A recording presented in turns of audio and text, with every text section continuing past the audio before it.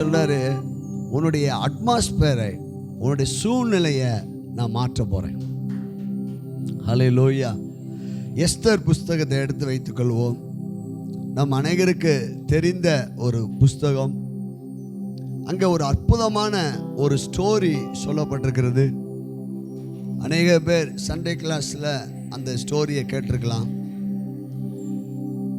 Esther புஸ்தகத்தில் வெறும் 10 அதிகாரம் தான் இருக்கிறது. ஆனால் இந்த புஸ்தகத்தில் ஆண்டவரை குறித்தோ ஆண்டவர் நேரடியாக பேசினதாகவோ எழுதப்படவில்லை. இந்த புஸ்தகத்துடைய ரகசியம் என்னன்னா, ஆண்டவர் மறைவில் நின்று வேலை செய்கிறார். நம்முடைய வாழ்க்கையில கூட எதுவுமே நடக்கல நினைச்சிட்டு இருக்கிறீங்களா? இல்லை, உங்களுக்கு தெரியாது, அவர் உங்கள் நடுவிலே வேலை செய்து கொண்டிருக்கிறார். அல்லேலூயா. இந்த 10 அதிகாரத்திலையும் கிறிஸ்துவை நம்ம பார்க்க முடியுது. ஒவ்வொரு அதிகாரத்திலையும் ஒவ்வொரு சாப்டர்லையும் இயேசுவை அங்கே நம்ம பார்க்கலாம். இங்கே முக்கியமாக நபர்கள் யார் அப்படின்றால், நம்பர் 1 எஸ்தர், நம்பர் 2 மொர்தெகாயா, நம்பர் 3 யூத ஜனங்கள். இவங்களுடைய 3 பேருடைய அட்மாஸ்பியரும் மிக பிரமாண்டமாக நினைச்சு பார்க்க முடியாத அளவுக்கு உயர்த்தப்படுகிறது. சூழ்நிலைகளை கர்த்தர் இந்த புஸ்தகத்தில் எப்படி நான் மாற்ற முடியும் என்பதுக்கு ஒரு உதாரணத்துக்காக தான் பழைய ஏற்பாட்டில் இந்த புஸ்தகத்தை ஆண்டு நமக்கு வச்சிருக்கார். முதலாவது நாம் எஸ்தருடைய அந்த அட்மாஸ்பியர், அவருடைய சூழ்நிலை எப்படி மாறினது என்பதை தியானிக்க போகிறோம்.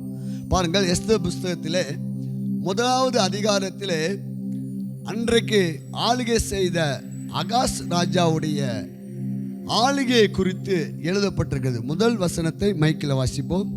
இந்து தேசம் முதல் எத்தியோப்பியா தேசம் வரைக்கும் உள்ள 127 நாடுகளையும் அரசாண்ட. எத்தனை நாடா? 127. இன்னைக்கு கிட்டத்தட்ட 200 நாடுகள். அன்னைக்கெல்லாம் 200 நாடுகள் கணக்கிட போட்டிருக்க மாட்டாங்க. 127 நாடுனா மிகப்பெரிய சாம்ராஜ்யம். மிகப்பெரிய சாம்ராஜ்யத்துக்கு ஒரு அரசன், அவன் பேர் தான் அகாஸ்வேரு. இப்போ இந்த அதிகாரத்தில் மிகப்பெரிய இந்த பூமியில, இந்த எர்த்தில அந்த கிங், பூமியில ஒரு ராஜாவுடைய ஆளுகையை இந்த 1வது அதிகாரம் சொல்லுகிறது. இப்போ நம்முடைய ஆண்டவராக இயேசு கிறிஸ்து, அப்போஸ் நம்ம வெளிப்படுத்துகிற விசேஷம் 19வது அதிகாரம் 16வது வசனத்தை நம்ம வாசிக்கும் போது, அவர் கர்த்தாதி கர்த்தரும் ராஜாதி ராஜாவுமாக இருக்கிறார். அல்லேலூயா. நம்முடைய ஆண்டவர் எப்படிப்பட்டவராக இருக்கிறாரா? ராஜாதி ராஜாவும், சொல்லுங்க, கிங் ஆஃப் கிங். அல்லேலூயா. இந்த அகாஸ்வ ராஜா 127 நாடுகளுக்கு ராஜா. நம்ம ராஜா ராஜாதி ராஜா. அல்லேலூயா. King of kings, lord of lords. சொல்லுங்க, வளர்க்கிறது உயர்த்தி சொல்லுங்க, நான் ஆராதிக்க தேவன் ராஜாதி ராஜா, ராஜாக்களுக்கெல்லாம் ராஜா. அல்லேலூயா. இந்த இந்த அதிகாரம் உங்களுக்கு தெரியும், தெரியாவிட்டால் சுருக்கமாக சொல்கிறேன். நீங்கள் வீட்டில் போய் நீங்கள் வாசித்து பார்த்துக்கோங்க இந்த எஸ்தர் புஸ்தகம் முழுதும். இங்கே என்ன நடக்குது என்றால், அந்த முதல் அதிகாரத்திலே அந்த இளவரசி அந்த ராஜாவுக்கு கீழ்ப்படிய மறக்கிறார். ஆகையால் அவர் புறம்பே என்ன செய்யப்படுகிறார்? தள்ளப்படுகிறார். 2வது அதிகாரத்தில் ஆண்டவர் கேமராவை நேராக எஸ்தருக்கு நேராக நீட்டுறார். அல்லேலூயா. யார் இந்த எஸ்தர் அப்படின்றால், அந்த தேசத்திலே நேபுகாத் ராஜாவுடைய சிறையிருப்பு காலத்தில் அந்த நேபுகாத் ராஜா போய் இஸ்ரவேல் ஜனங்களை பிடித்து கொண்டு அடிமையாக வந்தவங்களில் பல பேர் உண்டு. அதில் ஒரு குடும்பம் மொர்தெகாயா. இந்த எஸ்தர் யார் என்றால், தாயும் தகப்பனும் இல்லாத ஒரு அனாதை. தன்னுடைய வளர்க்கப்படுகிறார். பாருங்க, தாயும் தகப்பனும் கிடையாது, ஒரு கார்டியனால வளர்க்கப்படுகிறார்.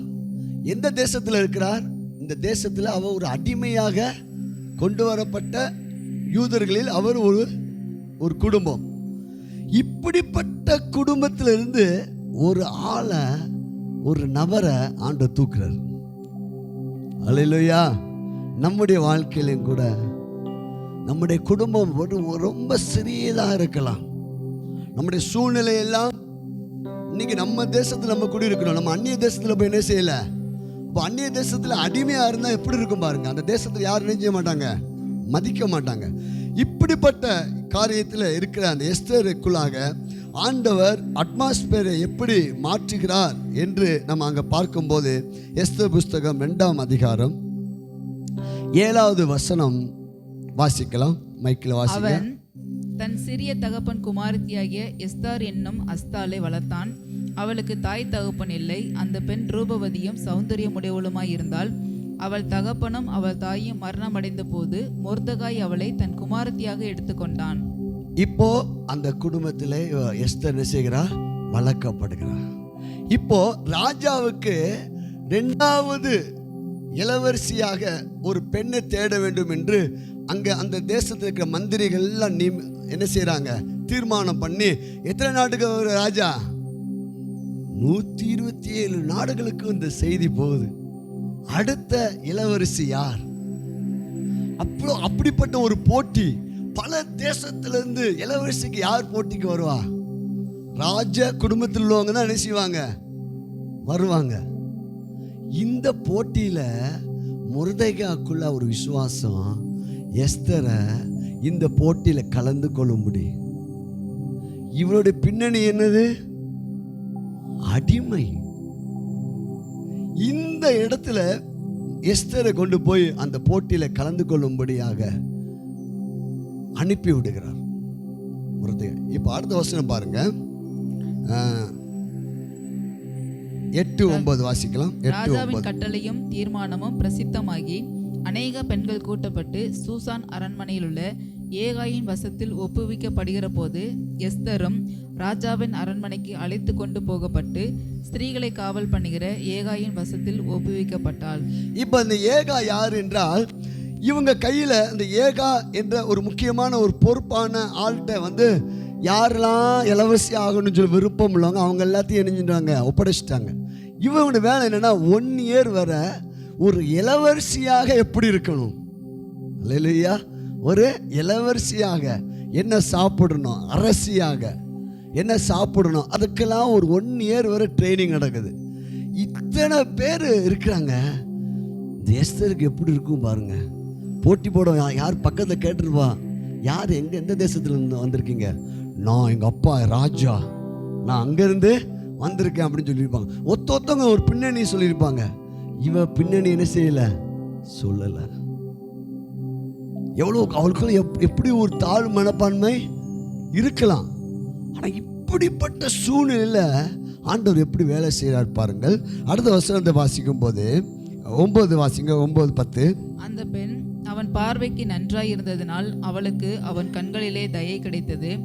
ஆகையால் அவளுடைய சுத்திகரிப்புக்கு வேண்டியவைகளையும் அவளுக்கு தேவையான மற்றவைகளையும் அவளுக்கு கொடுக்கவும், ராஜா அரண்மனையில் இருக்கிற 7 தாதிமார்களை அவளுக்கு நியமிக்கவும் ஜாக்கிரதைப்பட்டு கன்னிமாடத்தில் சிறந்த ஒரு இடத்திலே அவளையும் அவள் தாதிமார்களையும் வைத்தான். ஆமாம், நீங்கள் வீட்டில் போய் கொஞ்சம் விவரமாக வாசித்துக்குங்க. இப்போ தயவு கிடைச்சிச்சு. அல்லேலூயா. எஸ்தருக்கு ஏகா அந்த பொறுப்பாளர் இடத்துல ஒரு தயவு. லூக்கா சுவிசேஷம் 1ஆம் அதிகாரத்தில் மரியாளை பார்த்து தேவதூதன் சொல்லுகிறான், கிருபை பெற்றவளே வாழ்க, கர்த்தர் உன்னுடனே கூட இருக்கிறார். இவளோட பின்னணி எப்படியோ, ஆனால் இவளுக்கு கிருபை கிடைத்தது. அல்லேலூயா. எப்படி மரியாளுக்கு கிருபை கிடைத்தது போல எஸ்தருக்கு கிருபை கிடைத்தது போல அந்த கிருபை யாரு? ஜீசஸ். அல்லேலூயா. அவருடைய பரிபூர்ணத்தினால் நம்ம எல்லோரும் கிருபை மேல். நம்முடைய பின்னணி எப்படினாலும் இருக்கலாம், ஆனால் நமக்கு ஒரு குட் நியூஸ் சொல்றேன், கிருபை உங்களுக்கும் எனக்கும், இதை பார்த்து கொண்டிருக்கிற உங்களுக்கும் கிடைத்தது. இந்த கிருபை உன்னுடைய அட்மாஸ்பியரை மாற்றும். இந்த கிருபை உன்னை உயர்த்தும். அல்லேலூயா. கிருபை இங்க இங்க இங்க 2வது சாப்டர்ல ஜீசஸ் வெளிப்படுகிறார்.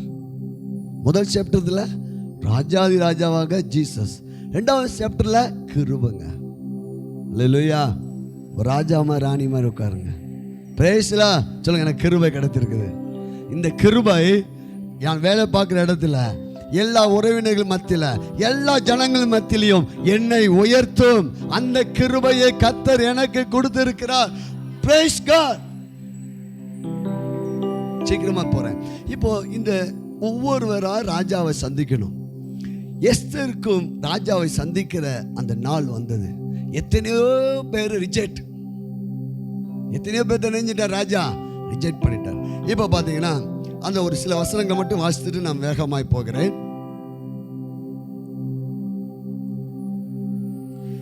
16வது வசனம் வாசிங்க. 16, 17 வாசிங்க.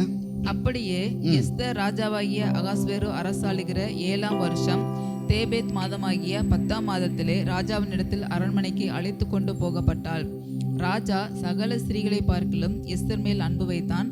சகல கன்னிகைகளை பார்க்கிலும் அவளுக்கு அவன் சமூகத்தில் அதிக தயையும் பட்சமும் கிடைத்தது. ஆகையால் அவன் ராஜகிரீடத்தை அவள் சிரசின் மேல் வைத்து அவளை வஸ்தியின் ஸ்தானத்திலே பட்டத்து ஸ்திரீயாக்கினான். ஹல்லேலூயா, பிரைஸ் காட். எஸ்தர் மேல் ராஜா அன்பு வைத்தான். இன்னைக்கு நம்ம மேல ராஜாதி ராஜா அன்பு வச்சுட்டாருங்க. அன்பு வச்சுட்டாரு. அவன் எவ்வளவு 1 இயர் பயிற்சி போறா. பார்த்தோன்னு ராஜாவுடைய கண்களிலே அவளுக்கு என்ன கிடைச்சிச்சான்? தயா. அல்லேலூயா. நீங்க சொல்லுங்க, ராஜாதி ராஜாவுடைய கண்களில எனக்கு தயவும் கிடைச்சிருக்குது, அன்பும் கிடைச்சிருக்கிறது. ஆகையால் இப்பொழுது 127 நாட்டுக்கும் இளவரசியாக ராஜ கிரீடத்தை ராஜா எஸ்தர் மேல் வைக்கிறார். ஹல்லேலூயா. இப்போ இவளுடைய அட்மாஸ்பியர் மாறுகிறது. Glory to Jesus. எஸ்தருடைய அட்மாஸ்பியர் மாறுகிறது. இன்னைக்கு கர்த்தருடைய ஆவியான தீர்க்கதரிசனமா சொல்லுகிறாரு, உன்னுடைய அட்மாஸ்பியரை நான் மாத்திக்கிட்டு இருக்கிறேன். நீ ட்ரைனிங்ல இருக்கிற, நீ ட்ரைனிங்ல இருக்கிற, நீ ட்ரைனிங்ல இருக்கிற, நீ ட்ரைனிங்ல இருக்கிற. ட்ரைனிங் ரொம்ப இதா இருக்குன்னு ஓடி வந்துடக்கூடாது. சில பேர் மிலிட்டரிக்கு போயிட்டு தெரிஞ்சிருவாங்க, பாதியில ஓடி வந்துடுவாங்க. நான் 6th ஸ்டாண்டர்ட்ல ஒரு ஹாஸ்டலுக்கு போனேன். ரொம்ப கடினமான ட்ரைனிங், ஓடி வந்துட்டேன். ட்ரைனிங்ல என்ன செய்ய முடியல, தாக்கு பிடிக்க முடியல. காலை 4 மணிக்கு எழுப்பி விட்டாங்க. 6ஆம் கிளாஸ் படிக்கும்போது எப்படி இருக்கும் பாருங்க, முடியல பாருங்க. ஆனால் இங்கே எஸ்தர் எப்படி இருக்கும் பாருங்க. இப்போ எஸ்தருக்கு எத்தனை பேர் அசிஸ்டண்ட் தாதிமார்களை கொடுத்துருங்க. இவருக்கு உள்ள கலக்கம். ஏன்னா இவ யாரு? சிறைப்பிடிக்கப்பட்டு கொண்டு வந்த அடிமை பெண். இல்ல கிருபை என்னை உயர்த்தும், கிருபை என்னை உயர்த்தும். ஒருவேளை இப்போ உங்க சூழ்நிலை கஷ்டமா இருக்கலாம், பாடுகள் நிறைந்து இருக்கலாம், சூழ்நிலைகள் எல்லாம் வருத்தமா இருக்கலாம். ஆனால் இந்த விசுவாசத்தை விட்டுறாதீங்க. உங்க மேல இருக்க கிருபை உங்களை ஆண்டவர் உயர்த்துவார். அல்லேலூயா. இப்போ இவட அட்மாஸ்பியர் மாறிச்சா? இப்போ 127 நாடுகளுக்கும் மறுநாள் செய்தி வந்திருக்கும். யார் அந்த இளவரசி? எத்தனை பேர் பார்க்க விருப்பப்பட்டிருப்பாங்க? ஏற்கனவே போட்டியில் கலந்தவங்க எத்தனை பேர்? யாரோ பின்னணி என்ன? அவங்க அம்மா அப்பா ராஜாவா ராணியா? அவங்க எந்த நாட்டு இளவரசி? ஒரு நாட்டு இளவரசியும் இல்லை. பாவியா இருந்த நம்மை அவர் ரட்சித்து கிருபையாய் உன்னதத்தில் இயேசுவோடு கூட ஆண்டவர் நம்மளை உட்கார வச்சிருக்காருங்க. நம்ம கிருபை பெற்றிருக்கிறோம். கிருபை நம்மளை உயர்த்துகிறது. நம்முடைய அட்மாஸ்பியர் கர்த்தருடைய வார்த்தையில மாறிடுச்சு, ஆனா மனசுல மாறல. இப்ப நம்ம எங்க உட்கார்ந்து இருக்கிறோம்? உன்னதத்துல அவரோடு கூட சிங்காசனத்துல உட்கார்ந்தா அவங்க பேர் என்னது? இப்ப நம்ம எப்படி உட்கார வச்சிருக்காரு? சொல்லுங்க, கர்த்தருடைய வார்த்தை என்னுடைய சூழ்நிலையை, என்னுடைய அட்மாஸ்பியரை மாற்றும். நான் இந்த வார்த்தையை நான் நம்புறேன். பைபிள் தூக்கி சொல்லுங்க, இந்த வார்த்தை என்னை உயர்த்தும், இந்த வார்த்தை என் சூழ்நிலையை மாற்றும். என் நிலைமை எப்படி இருந்தாலும் எஸ்தரை உயர்த்தி எஸ்தருடைய அட்மாஸ்பியரை மாற்றின கர்த்தர் என் சூழ்நிலையை கர்த்தர் மாற்றுவார். உங்களுடைய சூழ்நிலையும் கர்த்தர் மாற்றுவார். We are believe. அல்லேலூயா. மறுநாள் ராஜ கிரீடம் அவன் மேல இருக்குது. அவர் ராஜகிரீடம் போட்ட உடனே வெளியே வரும்போது எல்லாரும் அவருக்கு என்ன கொடுத்துருப்பாங்க? மரியாதை. கர்த்தருடைய ஆவியான சொல்லாரு, உங்களுடைய சூழ்நிலையை நான் மேன்மையாய் மாற்ற போறேன். சரி, இது 2வது சாப்டர்ல இது முடியுது. 3வது சாப்டர்ல இங்கே பிசாசுடைய கிரியைகள் இங்கே வெளிப்படுகிறது. சத்துருடைய திட்டம் இங்கே 3வது அதிகாரத்தில் வெளிப்படுகிறது. திருடன் திருடவும் கொல்லவும் வருகிறான். யோவான் 10:10. நானோ ஜீவன் உண்டாயிருக்கவும் அது பரிபூர்ணப்படவும் வந்தேன். இந்த 3வது அதிகாரத்தில் 1வது வசனத்தை வாசித்து பார்த்தீங்கன்னா, இங்கே ராஜாவுக்கு அடுத்தபடியாக ஆமான் என்ற ஒரு மிக முக்கியமான ஒரு பிரைம் மினிஸ்டர் மாதிரி ராஜாவுக்கு அடுத்தபடியாக அவன் வருகிறான். அவன் அங்கே மிக பெரிய ஒரு ஆளுகையை அங்கே எடுக்கிறான். வாசிப்போமா? இந்த நடவடிக்கைகளுக்கு பின்பு ராஜாவாகிய அகாஸ்வேரு அம்மேதாத்தாவின் குமாரனாகிய ஆமான் என்னும் ஆகாகியனை மேன்மைப்படுத்தி தன்னிடத்தில் இருக்கிற சகல பிரபுகளுக்கு மேலாக அவனுடைய ஆசனத்தை உயர்த்தி வைத்தான். வாசிங்க. ஆகையால் ராஜாவின் 6 வாசிங்க. ஆனாலும் மொர்தெகாயின் மேல் மாத்திரம் கை போடுவது அவனுக்கு அற்ப காரியமாய் கண்டது. மொர்தெகாயின் ஜனங்கள் இன்னார் என்று ஆமானுக்கு அறிவிக்கப்பட்டிருந்தபடியால் அகாஸ்வேரு ராஜ்யமெங்கும் இருக்கிற மொர்தெகாயின் ஜனமாகிய யூதரை எல்லாம் சங்கரிக்க அவன் வகை தேடினான். கவனிங்கள். இப்ப இந்த ஆமான அந்த ராஜா என்ன பண்ணிட்டாப்ப, ராஜாவுக்கு அடுத்த ஸ்தானத்துல கொண்டு வந்து உயர்த்திட்டாப்ப. இவனுக்கு வெளியே வந்த உடனே எல்லாரும் இவனை வணங்கணும், நமஸ்கரிக்கணும். இப்போ இந்த மொர்தெகா யார் தெரியுமா? யாரு? மொர்தெகாவுடைய மகள் தான் இப்ப எங்க போயிருக்காப்ப. ஆனா மொர்தெகா சொல்லிட்டாப்ப, வெளியே யார்ட்டையும் சொல்ல உன்னுடைய பின்னணியை பத்தி. இன்னைக்கு ஆண்டவர் சொல்லாரு, நீ முந்தினவை நினைக்க வேண்டாம், பூர்வமானதை சிந்திக்க வேண்டாம். இதோ கத்த புதிய. நீங்க பழசை யோசிக்க கூடாது. பழசை யோசித்தீங்கன்னா, எஸ்தர் பழையதை யோசித்தானா அவரால் கண்டிப்பா நெஞ்சிருக்க முடியாது. அவ ஒரு அடிமை பெண். நீங்க அதை யோசிக்க கூடாது. இப்ப அவருடைய கிருபையை யோசிக்கணும். அவருடைய வார்த்தையை என்ன செய்யணும்? யோசிக்கணும்.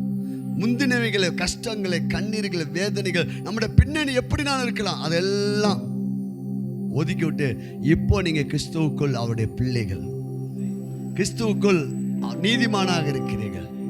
அவருடைய கிருபை உங்க மேல இருக்குது. இப்போ மொர்தெகா அந்த அரண்மனையில ஒரு சாதாரண காவலாளியா தான் என்ன செஞ்சுட்டு இருக்கிறான். இப்போ இந்த யூதர்கள் வழக்கத்தின்படி யாரும் என்ன செய்ய மாட்டாங்க? நமஸ்கரிக்க மாட்டாங்க. யெகோவா தேவனை மட்டும்தான் பணிந்து கொள்ள மாட்டாங்க. ஏனென்றால் 10 கட்டளையில் ஒரு கட்டளை என்ன போட்டிருக்குது? தேவன் என்று வேற ஒரு எதையும் நம்ம நினைச்சக்கூடாது. மனிதர்களை கும்பிடுற பழக்க வழக்கத்துக்காக அல்ல, வணங்கவோ நமஸ்கரிக்கவோ அவர்கள் கூடாது. இப்போ மொர்தெகா இப்போ வாரான். ஆமான் மிகப்பெரிய பதவியோடு வாரான். எல்லாரும் அவனை நமஸ்கரிக்கிறாங்க. ஆனால் இந்த மொர்தெகா அசரல. இப்போ உடனே கேட்குறான், யார் அது? உடனே லிஸ்ட் எடுக்கிறாங்க. டக்கு டக்குன்னு எடுத்து பார்த்தா அவன் ஒரு அடிமை, சிறையிருப்பில் கொண்டு வந்தப்பட்ட ஒரு யூதன். இப்போ இவன் பெரிய ஆளு. இந்த ஒரு ஆள்கிட்ட போய் சண்டை போட்டால் நல்லா இருக்காது. இப்போ அவன் இனத்தையே நெஞ்சணும் கேட்ச் பண்ணிக்க. அவங்க இனம் எங்கெங்க இருக்குது? 127 நாடுல எங்கெங்க இருக்காங்க அத்தனையும் சேர்த்து நொறுக்கடா. ஆனால் விஷயம் தெரியாது இவன் ஆமானுக்கு. அரசியா இருக்கிறா. இப்போ உடனே போய் ராஜாவிட்ட போய் அதெல்லாம் வீட்டில் போய் நீங்கள் வாசித்து பாருங்க. பார்த்து இப்போ ஒரு பாருங்கள், அடுத்த ஒரு வசனத்தை மட்டும் நான் வாசித்துட்டு நான் அடுத்த அதிகாரத்துக்கு போகிறேன். இப்படி அவன் வந்து 13வது வசனம் வாசிங்க. ஆதார் மாதமான இல்ல 10வது வசனம் வாசிங்க. அப்பொழுது ராஜா தன் கையில் இருக்கிற தன் மோதிரத்தை கழற்றி அதை ஆகாகியனான அம்மெதாத்தாவின் குமாரனாகிய யூதரின் சத்துருவுமாகிய ஆமானிடத்தில் கொடுத்து அதிகாரத்தை, மோதிரம் என்பது என்னது? ஆதாம் தன்னுடைய அதிகாரத்தை யார் கையில் கொடுத்துட்டான்? சாத்தான் கையில். நல்லா புரிஞ்சுக்கிட்டீங்களா? ஆதாம் அதிகாரத்தை இப்ப அவன் எடுத்து வச்சுக்கிட்டு தான் என்ன செஞ்சிருக்கான்? சீல். இப்ப ஆமான் கையில் என்ன செஞ்சிருச்சு? சத்துரு ஆகிய. எப்படி கொண்டு வந்திருக்க, எப்படி நோட் பண்ணி வச்சுக்காரு பாருங்க. ஆமாம். இப்போ இவன் எடுத்து சொல்கிறான், இவன் ஒரு டேட் குறிச்சிட்டான். 12வது மாதம். நீங்கள் வீட்டில் போய் வாசித்து பார்த்துங்க. அந்த மாதத்தில் 127 தேசத்தில் இருக்கிற யூதர்கள் எல்லாம் கொல்லப்பட வேண்டும். சிறியோர் முதல் பெரியவர் வரை எல்லாத்தையும் உங்கள் இஷ்டப்படி நெஞ்சுங்க, கொன்றுங்க. இப்போது 127 நாடுகளுக்கும் இந்த துச்செய்தியை அனுப்பும்படி சீல் வச்சு, ராஜாவின் மோதிரத்தில் அதிகாரத்தை சீல் வச்சு அவன் இஷ்டத்துக்கு நெஞ்சுறான். இன்னைக்கும் கூட சத்துரு ஆதாம் கிட்ட இருந்து வாங்கின அந்த அதிகாரத்தை வாங்கிட்டு தான் இயேசு கிறிஸ்து மத்தேயு சுவிசேஷம் 4ஆம் அதிகாரத்தில் பிசாசுனா சோதிக்கப்படும் போது 3வது சோதனையில் அவன் என்ன சொன்னான் தெரியுமா? நீ என்னிடத்தில் சாஷ்டாங்கமாய் விழுந்து கொண்டாள். எடுத்து வாசிங்க, மத்தேயு சுவிசேஷம் 4ஆம் அதிகாரம். நீங்கள் தேவனுக்காக வைராக்கியமா வாழக்கூடாதபடிக்கு சத்துரு பல காரியங்களிலே உங்களுக்கு எதிரிட்டு வந்தாலும் நீங்கள் அந்த நேரத்திலையும் அந்த இடத்துல நீங்கள் மொர்தேகா போல ஆண்டவருக்காய் வைராக்கியமா நிற்கணும். அல்லேலூயா. வாசிக்கலாம்.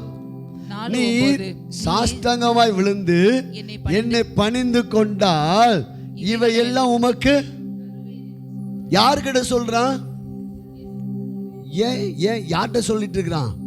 இயேசுகிட்ட. வானத்தையும் பூமியும். இப்ப எப்படி அவனால சொல்ல முடியுது? இவை எல்லாம் எனக்கு கொடுக்கப்பட்டிருக்கிறது. அதிகாரத்தை எங்கிருந்து வாங்கிட்டான்? ஆதாமிட்ட இருந்து அதிகாரத்தை வாங்கினா சொல்றான், நீ சிலுவைக்கு போய் நீங்க அதிகாரம் வாங்க வேண்டாம், மறைமுகமா சாஷ்டகமா. நம்ம தேசத்தில் இப்போ நம்ம தமிழ்நாட்டில் கூட இது நடந்திருக்குது. கீழே விழுந்து விழுந்து ஒருத்தர் என்ன செஞ்சுட்டாப்ப ஒரு நாட்டில் கட் பண்ண வேண்டியிருக்குது. அல்லேலூயா. என்ன பண்ணிட்டான்ப்பா? 4 வருஷம் என்ன செஞ்சிட்டான்? அரசாளுங்க செஞ்சுட்டான். இப்போ திரும்பி எந்திரிச்சு வர அவனுக்கு தெரியாமல் போட்டுறாங்க. சரிங்க, புரியுதுங்களா? எங்க விழுந்தான் அவன்? எங்கதான் விழுந்தான்? விழுந்து காலை வாரி விட்ட பாவம் நம்ம. இப்போ நடக்கிறத பாருங்க. அவன் சொல்றான், எவ்வளவு துணிச்சல் பாருங்க. யார்கிட்ட பேசிட்டு இருக்கிறான்? ஜீசஸ் கிட்ட பேசுறான். ஏன் பேசுறான்? அதிகாரம் எங்க போயிடுச்சு? புரியுதுங்களா? அல்லேலூயா. புரியுதா? விழுந்து கொண்டான். இப்போ அதிகாரத்தை எடுத்து இந்த ஆமான் என்ன பண்றான்? எஸ்தர் புஸ்தகம் வந்துருங்க, எடுத்து சீல் வச்சு எல்லா தேசத்துக்கும் அனுப்பிட்டான். இத்தனாவது மாதத்தில் இத்தனாவது தேதியில நீங்கள் கொல்லப்பட வேண்டும் எல்லாம். இப்போ இந்த தேசத்தில் போன இந்த செய்தி எல்லாம் எல்லா தேசத்தில் இருக்க யூதர்கள் எல்லாம் அவங்க கலங்கினார்கள். கடைசி வசனத்தை வாசிப்போம். அந்த அஞ்சற்காரர் ராஜாவின் உத்தரவினால் தீவிரமாய் புறப்பட்டு போனார்கள். அந்த கட்டளை சூசான் அரண்மனையில் பிறந்தது. ராஜாவும் ஆமானும் குடிக்கும்படி உட்கார்ந்தார்கள். சூசான் நகரம் கலங்கிற்று. அல்லேலூயா. இவன் எங்க பார்ட்டிக்கு போயிட்டான். என்ன எழுதி வச்சுட்டு அது பாருங்க, நல்லா புரிந்து கொள்ளுங்க. சத்துரு உங்க வாழ்க்கையில சில பிரச்சனைகளோ போராட்டங்களோ உண்டாக்கும் போது நீங்க விசுவாசத்துல தைரியமா நிக்கணும். அல்லேலூயா. அல்லேலூயா. Praise lord. அவங்க தட்டி எழுப்பி விட்டே இருங்க, அவங்க எழுப்பி விட்டுட்டே இருங்க, அவங்க உற்சாகமா இருக்கட்டும். Thank you holy spirit. அல்லேலூயா. கவனிங்கள். இப்போ இவன் தேசம் முழுவதும் கலங்கி போயிருக்குது இந்த துச்செய்தினால. நல்லா புரிஞ்சுக்கோங்க. சத்துரு உங்ககிட்ட பேசும்போது உங்கள் இருதயத்தில் பயமும் கலக்கம் வந்துச்சுன்னா அது பிசாசுடைய வார்த்தை. நல்லா புரிஞ்சுக்கோங்க. விசுவாசமும் நம்பிக்கையும். நீங்க தேவ பிரசன்னத்தில் உட்காடுறீங்க, கர்த்தருடைய வார்த்தை வந்துச்சு இன்னைக்கு ஆரம்பத்தில், உன் இருதயம் கலங்காம இருப்ப. அப்ப கலக்குனது யாரு? நல்லா புரிஞ்சுக்கோ. நமக்கு பயமோ வேதனையோ கவலையோ அவிசுவாசமோ சோர்வோ கசப்போ வந்துச்சுன்னா அவன் வந்து நெஞ்சிட்டு இருக்கான். இவனுக்கு என்ன கசப்பு? என்ன வணங்கலை, அதனால நான் இந்த இனத்தை நெஞ்சிருவேன், அழிப்பேன். இதே தான் நீங்கள் விசுவாசத்தில் கர்த்தருக்காக உங்கள் உறவினர்கள் ரட்சிக்கப்படாத நடுவில் மற்றவங்க கூட பிறந்தவங்க ரட்சிக்கப்படாமல் இருக்கலாம், அவருக்கு நடுவில் நீங்கள் ஆண்டவருக்காக நிற்கும் போது உங்கள் மேலே அவன் எனக்கு என்ன தான் இருக்கும்? உங்களுடைய விசுவாசத்தை என்ன செய்வான்? தடுக்க பார்ப்பான். ஆனால் விடக்கூடாது. மொர்தெகாயை போல் நிற்கணும். எஸ்தருடைய அட்மாஸ்பியர் மாற்றி ஆண்டவர் எஸ்தரை உயர்த்தினது போல இந்த மொர்தெகாயையும் உடைய அட்மாஸ்பியர் ஆண்டவர் மாற்ற போகிறார். வைராக்கியமாக நிற்கிறான். இப்போ உடனே இந்த இப்போ இந்த 3வது அதிகாரத்தில் கிறிஸ்து எப்படி வெளிப்படுகிறார் என்றால், அதிகாரத்தை யார் கையில் கொடுத்துட்டான்? ஆமான் கையில். ஆனால் அதே போல் கல்வாரி சிலுவையில் இயேசு வந்து சட்டப்படி போய் அவன் தலையை நசுக்கி மறுபடியும் அந்த அதிகாரத்தை அவர் மீட்டெடுத்தார். அல்லேலூயா. திருடவும் கொல்லவும் அழிக்கவும் வருகிறான், நானோ ஜீவன் உண்டாயிருக்கவும் அது பரிபூர்ணப்பட வந்தேன். அல்லேலூயா.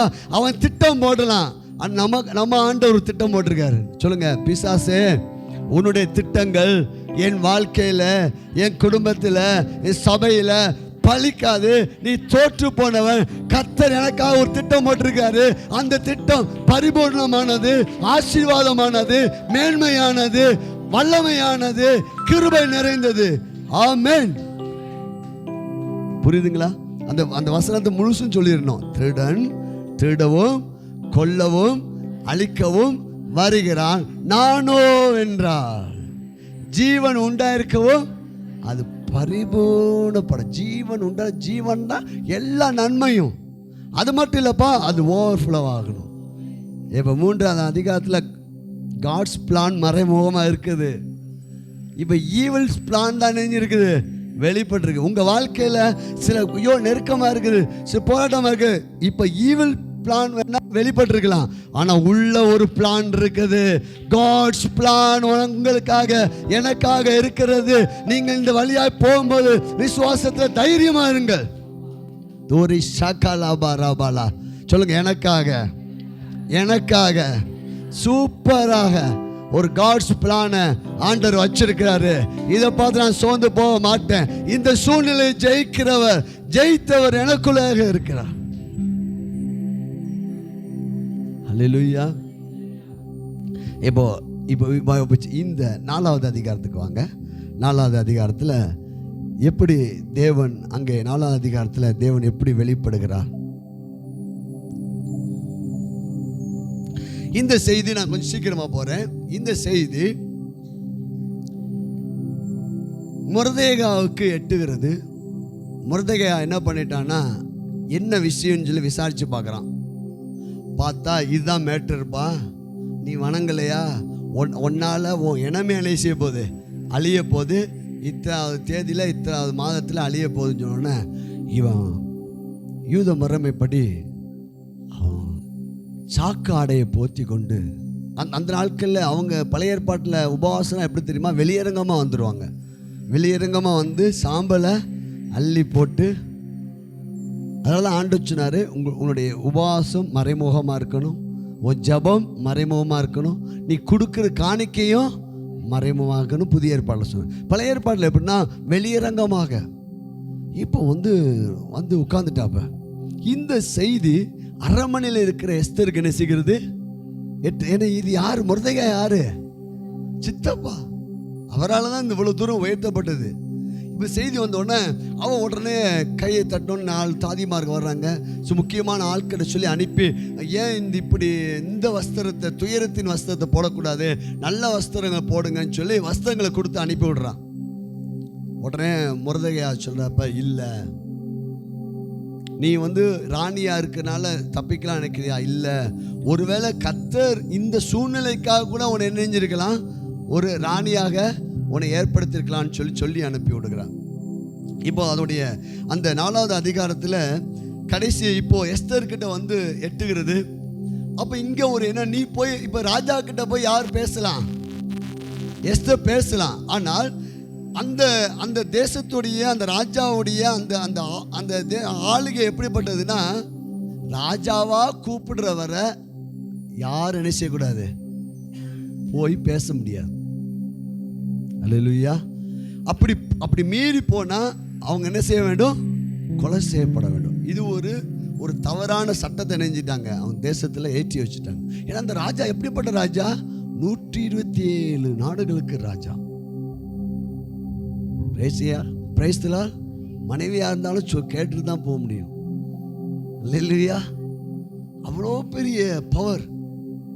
இப்போ இதை சொல்றா மொர்தெகாய்ட்ட, நான் அப்படி போக முடியாதுன்னு அப்படி சொல்லலாம்னா, இல்லை நீ அப்படி என்றால் நீ மட்டும் வாழ முடியும் நினைக்கிறியா, அப்படி நீ இந்த நேரத்தில் உதவி செய்யலைன்னா வேற எங்கேயோ ஒரு உதவி ஆண்டவர் நினைஞ்சிருவாரு, எழுப்பிடுவாரு அப்படின்னு சொன்ன அதிகாரத்தை நீ வீட்டில் போய் வாசித்து பாருங்க. உடனே எஸ்தருக்குள்ள ஒரு வைராக்கியம் வருகிறது. அப்போ கடைசி அந்த வசனத்தை சொல்லுகிறார் பாருங்கள், 16வது வசனம்.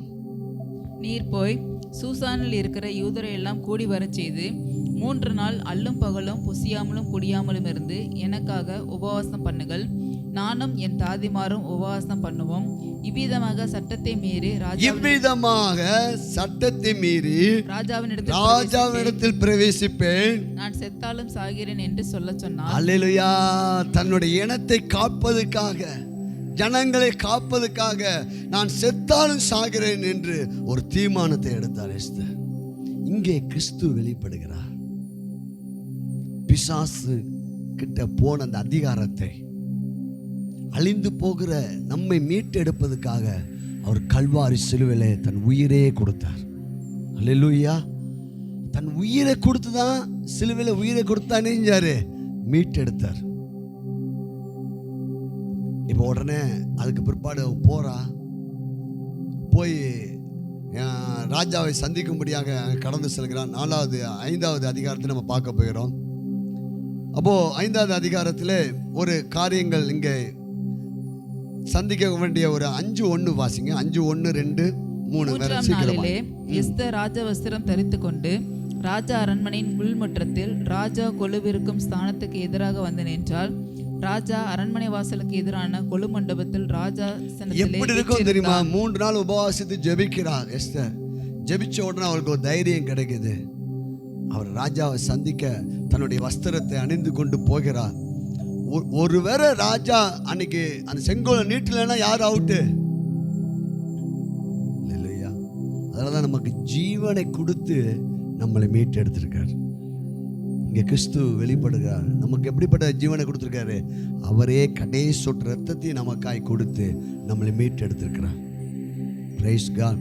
பாருங்க, போன உடனே 2 வாசிக்கலாம். 5, 2, 3 சீக்கிரம். ராஜா ராஜஸ்திரியாகிய எஸ்தர் முற்றத்தில் நிற்கிறதை கண்டபோது அவளுக்கு அவன் கண்களில் தயை கிடைத்ததினால் ராஜா தன் கையில் இருக்கிற பொற்செங்கோலை எஸ்தரிடத்திற்கு நீட்டினான்.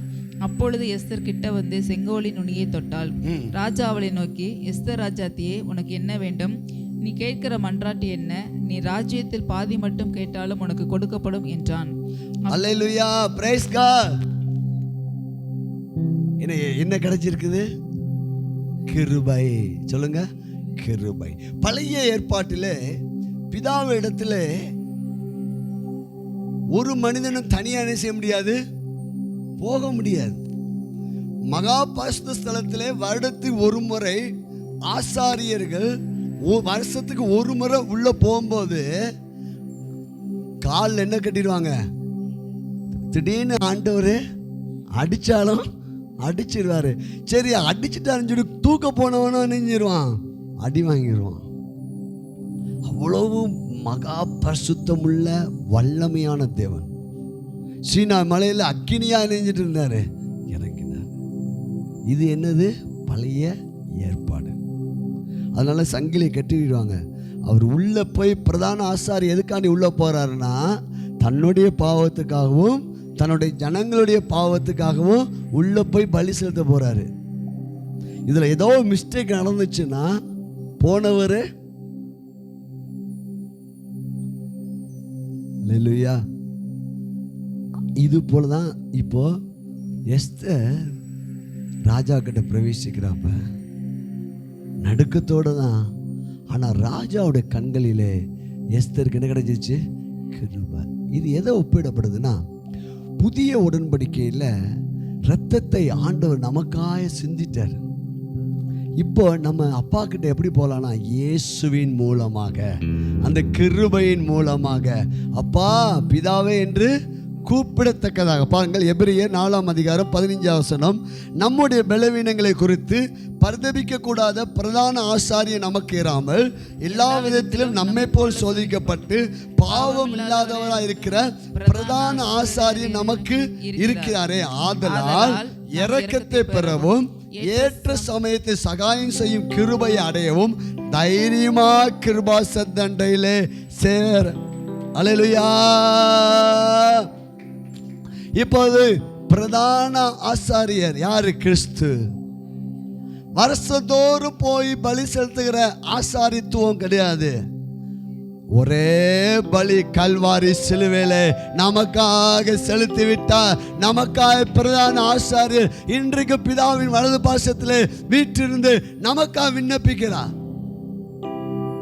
இப்ப நம்ம எப்படி போலாமா? வேதவசனம் சொல்லுது, நாம் இரக்கத்தை பெறவும் ஏற்ற சமயத்தில் சகாயம் செய்யும் கிருபையே. ஆண்டவரே, சில குறைவுகள், சில தடுமாற்றங்கள் வரும்போது சத்துரு சொல்லுவான், நீலாம் ஆண்டவரை தேடாத, உனக்கு அந்த எலிஜிபிலிட்டியே. நீங்க சொல்லுங்க, உனக்கு தான் அந்த எலிஜிபிலிட்டி இல்லை. எனக்கு எலிஜிபிலிட்டி இல்லைன்னு எனக்கு தெரியும், ஆனா என்னை எலிஜிபிலிட்டி ஆக்கின கிருபை எனக்கு இருக்குது. அந்த இயேசு கிறிஸ்து ரத்தத்தினால, கிருபையால, இயேசுவின் நாமத்தினால நான் பிதாவின் இரக்கத்தை பெறவும் சகாயத்தை பெற்றுக்கொள்ளவும் கிருபாசனத்தை அண்டையில சேர கடவும். என்னதான் கிருபாசனம்? சொல்லுங்க, கிருபை. கிருபை. அன்னைக்கு எஸ்தர் சாகாம இருந்தது என்ன தெரியுமா? கிருபை. சொல்லுங்க, உங்க வலது கருத்து, என் மேல கர்த்தருடைய கிருபை இருக்குது. அந்த கிருபை நான் தேவனிடத்துல உறவாடும்படியாக, இப்போது மகன் மகள் என்ற உறவுக்குள்ளாக வர வைச்சது யார் தெரியுமா? சிலுவையில் நமக்காய் சிந்தின இயேசுவின் ரத்தம். அவரே நமக்கு பிரதான ஆசாரியர் இருக்கிறார். ஆக நம்ம ஜெபிக்கும் போதெல்லாம் நம்ம ஒன்று சொல்ல வேண்டியிருக்குது, இயேசுவின் நாமத்தில் உங்ககிட்ட வரேன்ப்பா. இப்ப கிறிஸ்துவுக்குள்ளதான் நம்ம நினைச்சிறாரு பார்க்கிற, நம்ம நீதினால அல்ல. நல்லா புரிஞ்சுக்கிட்டீங்களா? அப்ப அந்த 5வது அதிகாரத்தில் அங்க என்ன வெளிப்படுகிறார்? பிரதான ஆசாரியராக, கிருபை நிறைந்த இயேசுவாக. அப்ப நம்ம ஒவ்வொரு நாளும் ஜெபத்தில், வேத வாசிப்பில், நம்மளால நம்ம சுயத்தினால இந்த ஆவிக்குரிய வாழ்க்கையில் நம்ம ஜெயிக்க முடியாது. நமக்கு கிருபையும் பரிசுத்த ஆவியானவரையும் கர்த்தர் நம்ம கொடுத்துருக்கிறார். அல்லேலூயா. அப்போ எந்த நேரத்துலையும் நம்ம பாருங்க, இப்போ குறிப்பிட்ட ஒரு மதங்கள்லாம் ஒரு கடவுளை கும்பிடுனா சில காரியங்களை செஞ்ச பிற்பாடு என்ன செய்யலாம். ஆனால் இப்போ அவர் நமக்கு தகப்பனா இருக்கார். நம்ம பிள்ளை எப்போதும் நம்மளை சந்திக்கிறதுக்கு நைட்டு கூட எழுப்பி விடும், காலையிலையும் எழுப்பி விடும். எந்த நேரத்துலையும் அந்த பிள்ளை தகப்பன் தாயோட பேசுறதுக்கு அதுக்கு என்ன உண்டு? உரிமை உண்டு. அல்லேலூயா. அதே உரிமை தான் நமக்கும். Glory to God. 6வது அதிகாரத்தில் நம்ம ஒரு காரியத்தை பார்க்க போறோம். இப்போது இந்த 6வது அதிகாரத்தில் நீங்க வாசித்து பார்த்தீங்கன்னா, திடீர்னு என்று ராஜாவுக்கு தூக்கம் வரல. இவன் என்ன பண்ணிட்டான் தெரியுமா? இந்த மொர்தெகாயா இந்த சட்டத்தை மட்டும் அனுப்பல. அந்த ஆமான் என்ன பண்ணிட்டான் தெரியுமா? மொர்தெகாவுக்கு விரோதமாக ஒரு தூக்கு மேடையை தயார் பண்ணிட்டான். சட்டம் போயிடுச்சு, இந்த தேதி குறிச்சாச்சு, இந்த மொர்தெகாவை இணைஞ்சிடணும், தூக்கில் போட்டுடணும். இவன் பிளான் போட்டு எல்லாம் ரெடி பண்ணி வச்சிருக்கிறான். இந்த நேரத்தில் ராஜா படுத்திருக்காரு. திடீர்னு பார்த்தா அவருக்கு தூக்கமே வரல. உடனே அந்த நாட்கள் ராஜாவுக்கு தூக்கம் வரலன்னா ஏதாவது புஸ்தகங்களை எடுத்து என்ன செய்வாங்க? வாசிப்பாங்க. 4ஆம் புஸ்தகத்தை எடுத்து வாசிக்க சொல்கிறாங்க. இதுக்கு முன்பாக ஒரு சம்பவம் நடந்துருக்கு 2வது அதிகாரத்தில், நீங்கள் வாசிக்க வேண்டாம். இப்போ எஸ்தர் ராணியாக ஆன பிற்பாடு ராஜாவை அழிக்கிறதுக்கு 2 பேர் திட்டம் போடுறாங்க. அந்த திட்டத்தை மொர்தெகாய் என்ன செஞ்சிட்டான்? கண்டுபிடிச்சு எஸ்தர் இடத்துல தெரிவித்து, எஸ்தர் அந்த ராஜாவிடத்தை தெரிவித்து, அது உண்மையா பொய்யான்னு பார்க்குறாங்க. அது உண்மைன்னு தெரிஞ்ச உடனே அந்த 2 பேர்த்த இணைஞ்சிறாங்க, தூக்கில் போட்டுறாங்க. இது இணைஞ்சிடும், என்ன செய்யப்படும்? எழுதி வைக்கப்படும். ஆனால் அந்த அப்படி உதவி செஞ்ச மொர்தெகாய்க்காக ஏதாவது கிஃப்ட் கொடுக்கப்பட்டதா, ஒரு உயர்வு கொடுக்கப்பட்டதா என்றால் ஒன்றும் இல்லை, மறக்கப்பட்டது. ஆனால் ஆண்டவர் ஞாபகப்படுத்துவார். அல்லேலூயா. சில நன்மைகள் நமக்கு வரலையே அப்படின்னு நினச்சிட்டு இருக்காங்க. ராஜாவாக இருந்தாலும் கூட தூக்கம் இல்லாமல் ஆக்கி விட்டுருவார். அல்லேலூயா. நமக்கு நன்மையை கர்த்தர் கண்டிப்பாக கொடுப்பார். அல்லேலூயா. ராஜா படுத்திருக்கா, இப்போ தூக்கம் இல்லை, எடுத்து வாசிக்க சொன்னேன். உடனே பார்த்தா இப்படி பிரகாரமாய் மொர்தெகாயா ராஜாவுக்கு இவ்வளோ உதவி செய்திருக்கான்னு. யார் அந்த மொர்தெகான்னு கேட்குறாப்ப. இன்னும் தெரியாது, இன்னும் என்ன செய்ய மேட்ரு தெரியாது. உடனே அவன் காவலாளி. அப்படின்னா ராஜா கணம் பண்ணுற ஒரு ஆள் எப்படி இருக்கணும்? உடனே இந்த நேரத்தில் யோசித்திருக்கும்போது அந்த ராத்திரியில் ஆமான் ராஜாவை சந்திக்க வருகிறான். யார் வெளியே யார் இருக்கிறான் பார்த்தா இவன் என்ன திட்டத்தோடு வரான்? மொர்தெகாயாவை தூக்கில் போடுறதுக்கு அவன் வீட்டில் நினைஞ்சிட்டான். தூக்கு மேடையை ரெடி பண்ணி வச்சுட்டு எல்லாம் பிளான் போட்டு இவனை அழிச்சிடணும்னு சொல்லிட்டு உள்ளே என்ட்ரு ஆகி நிற்கிறான். இப்போ ராஜா படுத்து ராஜா கணம் பண்ணுற ஆளுக்கு என்ன செய்யணும்? வெளியே யார் பண்ணிக்கிற முக்கியமான ஆள் யார்? ஆமான். உடனே உள்ளே வர சொல்லி ஆமான் கிட்ட ராஜா சொல்கிறாரு, எப்பா ராஜா கணம் பண்ணுற ஆள்னா எப்படி இருக்கணும்? அவன் நினச்சிக்கிட்டா நம்மளை தான் நினச்சி போகிறார் ராஜா. ஏன்னா ஏற்கனவே நம்மளை கணம் பண்ணி வச்சுருக்காரு. அப்போ அவன் கூட கொஞ்சம் என்ன செஞ்சிருவோம், சேர்த்து சொல்லிடுவோம். ராஜாவே இப்படிலாம் இருக்கணும், அப்படி ஊரு ஃபுல்லாக போய் சுற்றிட்டு வரணும், அவனை உங்கள் வஸ்திரம் போடணும், உங்கள் நல்லா ஒரு இதெல்லாம் பண்ணி சொல்லி நிறைய வஸ்திரம் நிறைய காரியங்கள் சொல்கிறான். உடனே ராஜா சொல்கிறாரு, நீ எல்லாம் சொன்ன பார்த்தியா, நீ சொன்னபடி ஒன்று கூட தவறக்கூடாது. அப்படியே போய் காவலாளியாக இருக்கிற மொர்தெகாயாவுக்கு நீ போய் செய்யணுன்னு இடி விழுந்துருச்சு அவனுக்கு. தேவன் எவ்வளோ கேம் விளையாடுவார் பாருங்க. அல்லேலூயா. சொல்லுங்க, இயேசுவின் நாமத்தினால எனக்கு ஒருதமாக எழும்புகிற வியாதிகள் பிரச்சனைகள் தரித்திரத்துக்கு ஆண்டவர் இடி முழக்கத்தை உண்டாக்குவார். அல்லேலூயா. இவன் வெட்டின குழியில் அவன் தான் விழ போறான். உடனே மொர்தெகாயாவை கூட்டு போய் ஆமான் போய் என்ன செய்கிறான்? கனம் பண்ணுகிறான். இப்போ யாருடைய அட்மாஸ்பியர் மாறுகிறது? மொர்தெகாயாவுடைய அட்மாஸ்பியரை ஆண்டவர் மாற்ற கர்த்தருக்காக மாற்றுறோம். நம்ம எல்லா சூழ்நிலையும் வைராக்கியமாக இருப்போமானால் நம்முடைய சூழ்நிலையை மாற்றி நம்மளை உயர்த்துகிற கர்த்தர். அல்லேலூயா. எஸ்தருடைய அட்மாஸ்பியரை மாற்றி உயர்த்தி விட்டாரா? அடுத்தது மொர்தெகாயாவுடைய அட்மாஸ்பியரை மாற்றிட்டார். மாற்றி அவனுக்கு ராஜ வஸ்திரம் போட்டு எல்லாம் சாக போகிறான்னு நினச்சிட்டு இருக்கிற நேரத்தில் இந்த காரியம் நடக்குது. மொர்தெகாயாவை 6ஆம் அதிகாரத்தில் ஆண்டவர் கனம் பண்ணுகிறதை நம்ம அங்கே பார்க்க முடியுது. ஹல்லேலூயா. Glory to Jesus. Glory to Jesus. மத்தேயு சுவிசேஷம் 23:12.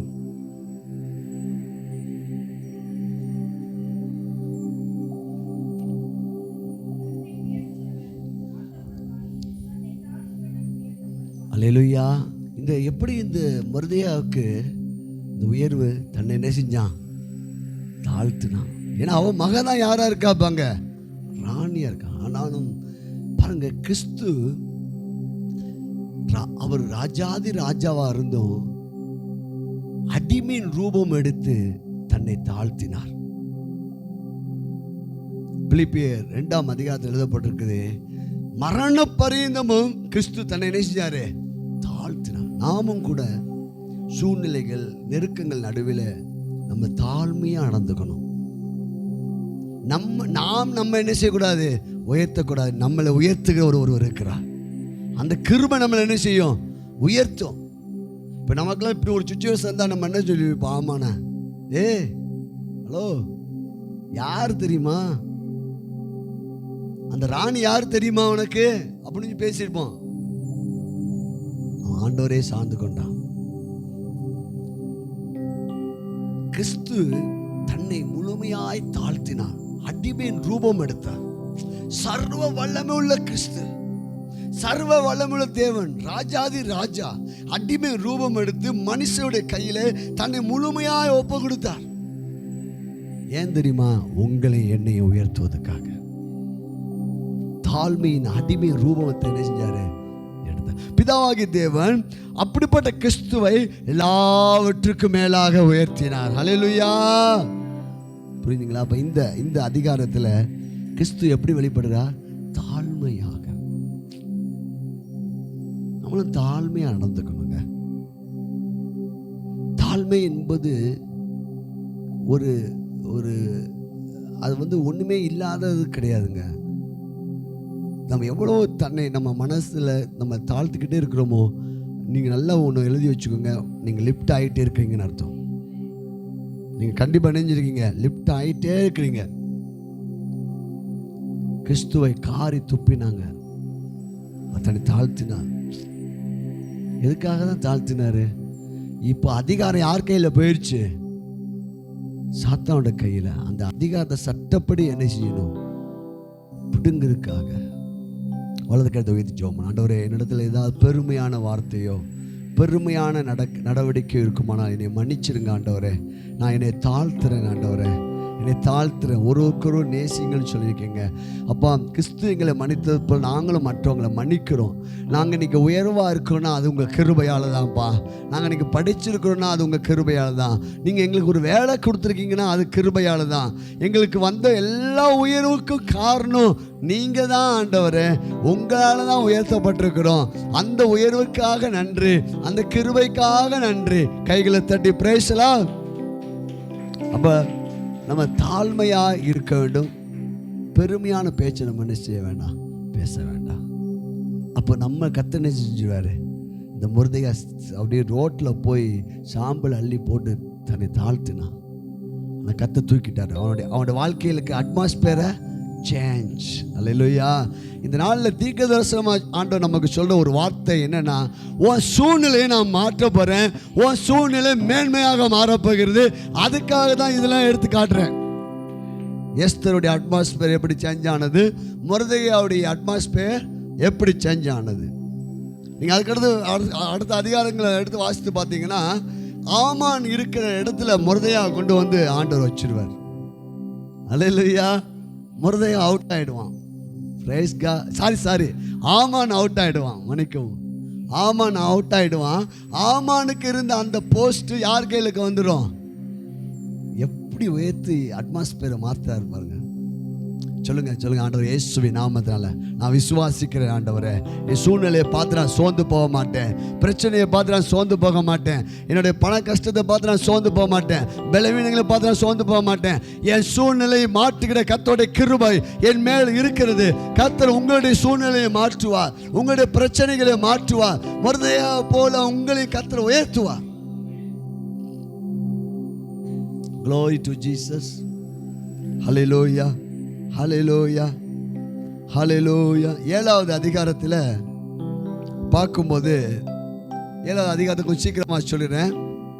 இந்த ராஜா எஸ்தர் கிட்ட கேட்குறாங்க, எதுக்காக நீ என்ன உன்னோட தேவை என்னன்னு கேட்கும்போது, நீ விருந்துக்கு வரணும் அப்படின்னு சொல்லி ராஜா வந்து எஸ்தர்கிட்ட சொல்லணும். எஸ்தர்கிட்ட சொல்லும்போது எஸ்தர் சொல்கிறார் ராஜா கிட்ட, நீங்கள் மட்டும் வரக்கூடாது, உங்களுடைய பிரைம் மினிஸ்டர் ஆகிய முக்கியமான பதவிகளுக்கு ஆமானும் வரணும் அப்படின்னு சொல்லி கூப்பிடுறீங்க. அந்த அதிகாரத்தை வாசித்து பார்த்தீங்கன்னா கடைசி அந்த மேட்ரு தெரிகிறது.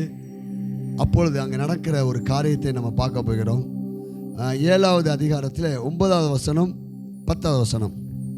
அப்பொழுது ராஜ சமூகத்தில் இருக்கிற பிரதானிகளில் அர்போனா என்னும் ஒருவன், இதோ ராஜாவின் நன்மைக்காக பேசின மொர்தெகாய்க்கு ஆமான் செய்வித்த 50 முழ உயரமான தூக்குமரம் ஆமானின் வீட்டண்டே நாட்டப்பட்டிருக்கிறது என்றான். கவனிங்கள், இப்போ ஒரு பெரிய சீன் நடக்குது. அவன் 2 தடவை விருந்து கூப்பிட்டோன்னு ஆமான் நினைக்கிறான். அவங்க மனைவிட்ட பிள்ளைங்க உறவினர்கிட்டலாம் சொல்கிறான், பாங்க ராஜா மட்டும் என்னை கணம் பண்ணல, ராணியை நெஞ்சிருக்காங்க, என்னையே தான் மட்டும்தான் விருந்து கூப்பிட்டுருக்காங்க அப்படின்னு சொல்கிறான். கடைசி அந்த காரியத்தை எஸ்தர் வெளிப்படுத்துகிறார். அந்த காரியம் வெளிப்பட்ட உடனே அவன் போய் எஸ்தர்கிட்ட போய் தயவு கேட்க போகிறான். தயவு கேட்கும்போது எஸ்தருடைய அந்த படுக்கையில் போய் விழுந்துறான். எனக்கு எப்படியா தயவு நீ சொல்லிட்டா என்னை காப்பாற்றவனு விழுந்து கிடக்கிறான். அப்போ பார்த்து ராஜா அங்கே சீன் திரும்புகிறாரு. சீன் திரும்பினோன்னு பார்த்து, நான் இருக்கும்போது இவன் எவ்வளோ துணிச்சு அவனுக்கு வந்துருச்சு அப்படின்னு சொல்லிட்டு இருக்கும்போது அந்த நேரத்தில் பார்த்து ஒருத்தர் சொல்கிறான், ராஜாவே இந்த ஆமான் என்ன பண்ணியிருக்கான் தெரியுங்களா, அவங்க வீட்டில் ஒரு தூக்குமடையை வச்சிருக்கிறான்.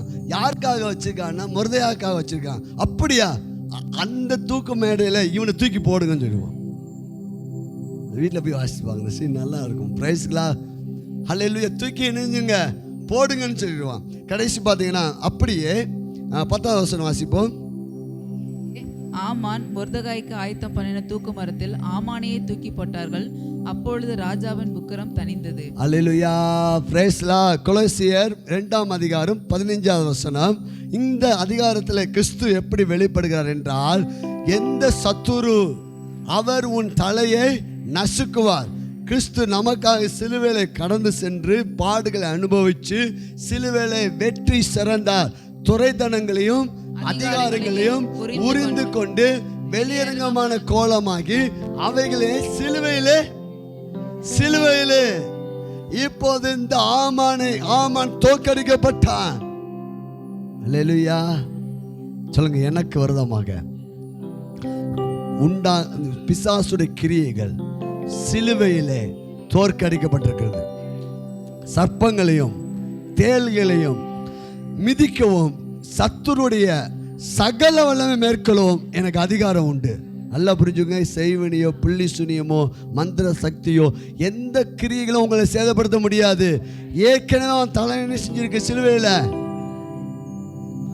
ஆமானுடைய தலை தூக்குமடையில போடப்பட்டது. ஆமான் செத்தான். பிசாசுடைய கிரியைகளும் செத்தது. வாள் மட்டும்தான். நல்லா புரிஞ்சுக்கோங்க. இப்போ 7வது அதிகாரத்தில் சிலுவையில் இயேசு, அப்போ அந்த 7வது அதிகாரத்தில் இயேசு எங்கே வெளிப்படுகிறாரு? வெற்றி சிறந்தார். இல்லை சொல்லுங்க, என் வாழ்க்கையில் எல்லா பகுதியிலையும் இயேசு வெற்றி சிறந்தார். இதை நம்ம குட் ஃப்ரைடேல தியானிக்க போகிறோம். எப்படிப்பட்ட வெற்றி நமக்கு கிடைச்சிருக்குது என்ற ஒரு அறிவு நமக்கு இருக்குமானால் நமக்கு எதிராக வருகிற அத்தனை காரியத்திலையும் நாம் ஜெயம் எடுப்போம். அதை நம்ம வருகிற குட் ஃப்ரைடே நம்ம தியானிக்க போயிடும். ஆண்டோடைய வெற்றி எப்படிப்பட்டது, அந்த வெற்றியை நம்ம எப்படி கொண்டாடணும், அது இந்த வெற்றியை நம்ம எப்படி உரிமையாக்கி கொள்ள வேண்டும். Glory to Jesus. 7வது அதிகாரம் முடிஞ்சு. அப்புறம் 8வது அதிகாரத்தில் இந்த செய்தி பாருங்கள் முழு தேசத்துக்கும் எட்ட போகிறது. வாசிக்கலாமா? 1வது வசனம் முதல். சீக்கிரமாய். அன்றைய தினம் அகாஸ்வேரு ராஜா யூதரின் சத்துருவாய் இருந்த ஆமானின் வீட்டை ராஜாத்தியாகிய எஸ்தருக்கு கொடுத்தான். மொர்தெகாய் ராஜ சமூகத்தில் வந்தான். அவன் தனக்கு இன்ன உறவு என்று எஸ்தர் அறிவித்திருந்தாள். ராஜா ஆமானின் கையிலிருந்து வாங்கி போட்ட தம்முடைய மோதிரத்தை எடுத்து அதை மொர்தெகாய்க்கு கொடுத்தான். எஸ்தர் மொர்தெகாயை ஆமானின் அரண்மனைக்கு அதிகாரியாக வைத்தாள். பின்னும் எஸ்தர் ராஜ சமூகத்தில் பேசி அவன் பாதங்களில் விழுந்து அழுது ஆகாகியனான ஆமானின் தீவினையும் அவன் யூதருக்கு விரோதமாக செய்ய யோசித்த யோசனையும் பரிகரிக்க அவனிடத்தில் விண்ணப்பம் பண்ணினாள்.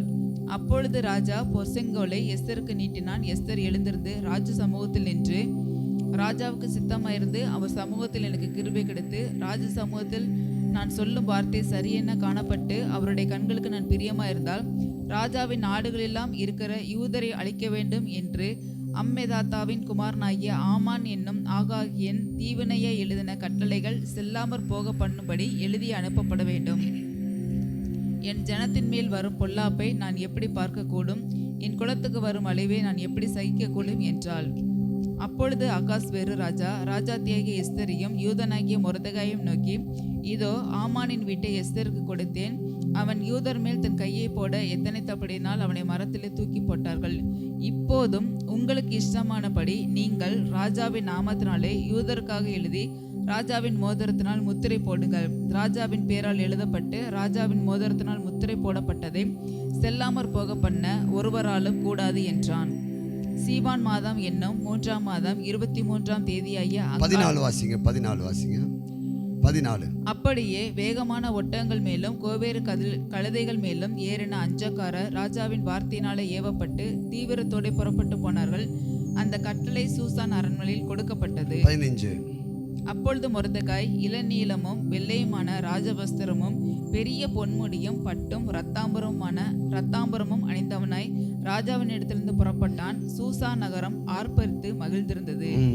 இவ்விதமாக யூதருக்கு வெளிச்சமும் மகிழ்ச்சியும் களிப்பும் கனமும் உண்டாயிற்று. அல்லேலூயா, பிரைஸ் காட்.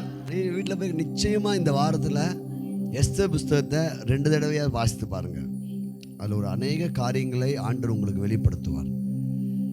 இப்போ அவன் இந்த காவலாளியாக இருந்த மொர்தெகாயுடைய அட்மாஸ்பியர் எப்படி மாறுது? ராஜ வஸ்திரம் தரித்தவனாய் ராஜாவுக்கு அடுத்தபடியாக ஆமானுடைய பதவி இப்ப யாருக்கு போயிருச்சு? மொர்தெகாவுக்கு போயிருச்சுங்க. இந்த நற்செய்தி எப்படி ஒரு துச்செய்தியை அவன் பரப்புனான் ஆமான், இப்போ நற்செய்தியை, என்ன நற்செய்தி? ஆமான் மரித்து போய்விட்டான். உங்களுக்கு எதிர்த்து வருகிற பிரச்சனைகள் ஒன்றில்லாமல் போகும். உனக்கு விரோதமா உருவாக்கப்பட ஆயுதம், என் நாமத்தால் பிசாசுகளை கல்வாரி சிலுவையில் இயேசு ஜெயித்து விட்டார். அல்லேலூயா. பாருங்க, யோவான் 3:16 வாசித்து பாருங்க. யோவான் 3:16. இங்கே கிறிஸ்து எப்படி வெளிப்படுகிறார், இந்த கிறிஸ்துவோட ரட்சிப்பு எப்படி வெளிப்பட வேண்டும். 127 தேசங்களுக்கு துர்ச்செய்தியை பரப்பின ஆமான் இப்போது மொர்தெகா நற்செய்தியை பரப்புகிறார். என்ன நற்செய்தி? ஒரே பேரான குமாரனை விசுவாசிக்கிறவன் எவனோ அவன் கெட்டு போகாமல் நித்திய ஜீவனை அடையும்படிக்கு அவரை தந்தருளி இவ்வளவாய் உலகத்தில் அன்பு கூர்ந்தார். இவ்வளவாய் உலகத்தில் அன்பு கூர்ந்தார். இன்றைக்கு உலகம் முழுவதும் பாவத்திலையும் சாபத்திலையும் வியாதியிலையும் தருத்திரத்திலையும் செய்வினிலையும் பிள்ளிசுனியத்திலையும் பயந்து நடுங்கி கொண்டிருக்கும் போது நமக்கு ஒரு நற்செய்தி இருக்கிறது. இயேசு எல்லாவற்றையும் சுமந்து தீர்த்து விட்டார். நீ இயேசு இடத்துல வரும்போது உன்னுடைய துக்கம் சந்தோஷமா மாறும். எப்படி யூதருக்கு ஒரு துச்செய்தியை பரப்பினது போல இப்போது நற்செய்தியை மொர்தெகா அனுப்புகிறான். இப்போ ஆமான் கையில் கொடுக்கப்பட்ட அந்த மோதிரம் இப்ப யார் கைக்கு வருது? எஸ்தர் கைக்கும் மொர்தெகா கைக்கு வருது. இப்ப அங்க எடுத்து சீல் குத்துறாங்க. இப்ப அந்த மோதிரம் யார் கையில் இருக்குது? நம்ம கையில் இருக்குதுங்க. கையெடுங்க. இப்ப அந்த அதிகார மோதிரம் எங்க இருக்குது சொல்லுங்க? என் கையில் இருக்குன்னு சொல்லுங்க. இப்ப நீங்க குத்துங்க. இயேசுவின் நாமத்தில் எனக்கு சுகம் உண்டாகட்டும், இயேசுவின் நாமத்தில் ஐஸ்வர்யம் உண்டாகட்டும், இயேசுவின் நாமத்தில் தைரியம் உண்டாகட்டும், எனக்கு விரோதமாக எழும்புகிற பிசாசோட வல்லமைகள் நிர்மூலமாக்கப்படட்டும். நற்செய்தியை பரப்பணும். துச்செய்தி என்ன செய்யக்கூடாது. அல்லேலூயா. எல்லாத்தையும் நம்முடைய வேலை என்ன வேலை தான்? நற்செய்தி தான் அனுப்பணும். என்ன நற்செய்தி? சத்துரு தோற்கடிக்கப்பட்டான், இயேசு ஜீவித்திருக்கிறார். இயேசு உலகத்துக்கு எல்லா ஜனங்களும் நேசிக்கிறார். பிதாவாகி தேவன் தம்முடைய குமாரனே கொடுத்து இவ்வளவாய் இப்போது 177 நாடுகளுக்கும் துர்ச்செய்தி செய்தி போனது. இப்போது வேகமாக நற்செய்தி பரவுகிறது. இந்த நற்செய்தி கேட்ட யூத ஜனங்கள் எல்லாம் சந்தோஷம் அடைகிறார்கள், நிம்மதி பெருமூச்சு விடுறாங்க. இந்த இடத்துல என்ன எப்படி வெளிப்படுகிறார்? கிறிஸ்து நற்செய்தியாக வெளிப்படுகிறார். அல்லேலூயா. நற்செய்தி நம்முடைய வாழ்க்கையில மற்றவங்களையும் கர்த்தருடைய வார்த்தையை நம்ம சொல்லும்போது நற்செய்தியை நம்ம சொல்ல வேண்டும். ஏன்னா கண்ணீரோடு துக்கத்தோடு மரணத்தோடு நினைஞ்சிட்டு இருக்காங்க ஜனங்கள், போராடிட்டு இருக்காங்க வியாதியில.